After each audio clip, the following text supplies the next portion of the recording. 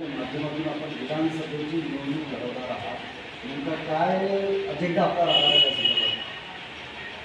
या आम्ही जे सफेद जनता कामगार संघटनेच्या माध्यमातून जी होणारी 2024ची जी निवडणूक आहे, तर याबाबत माझा अजेंडा हाच राहिला आहे की आपल्या ज्या चंद्रपूर जिल्ह्यामध्ये औद्योगिकरण खूप आहे. प्लांट, कारखाने आणि घरगुती कामगार, समजा आपल्या दवाखान्यात कामगार करत असेल, किराणा दुकान कामगार असेल, जो म्हणजे मजूर वर्ग जो आहे, त्या मजूर वर्गांना किमान वेतन म्हणजे त्याचा पेमेंट पगार ते प्लांटवाले बरोबर देत नाही.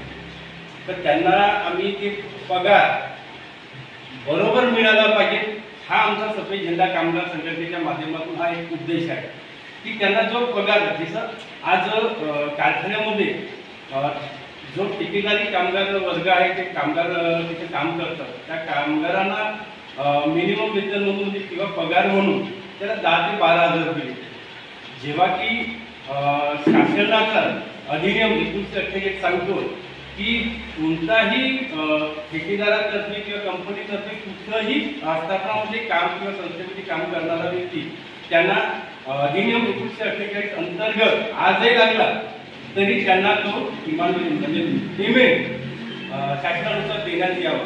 तर हेच आमचा सफेद झेंडा कामगार संघटनेच्या माध्यमातून आमचा ध्येय आहे की या चंद्रपूर विधानसभेच्या क्षेत्रामध्ये किंवा चंद्रपूर जिल्ह्यामध्ये जितके कुठले मजूर कामगार आहेत त्यांना बरोबर पेमेंट मिळाला पाहिजे, त्यांना पगार मिळालाच पाहिजे, हे आमचं ध्येय आहे. सफेद झेंडा कामगार संघटनेसोबत किती लोक जोडले आहेत आणि कुठल्या पक्षाशी संघटना आहे? सध्या आमची सफेद झेंडा कामगार संघटना तुमच्या पक्षाची संघटित नाही आहे किंवा संलग्न नाही आहे. आणि आमच्या ज्या सफेद झेंडा कामगार संघटनेमध्ये आम्ही जे सफेद झेंडा कामगार संघटना ज्याच्यासाठी स्थापन केलेली होती त्या सिमेंट कारखान्यामध्ये, तर तिथं आम्ही आमच्या माध्यमातून सफेद झेंडा कामगारीच्या संघटनेच्या माध्यमातून 750 लोक असे जुळलेले होते आणि ते सध्या आहे.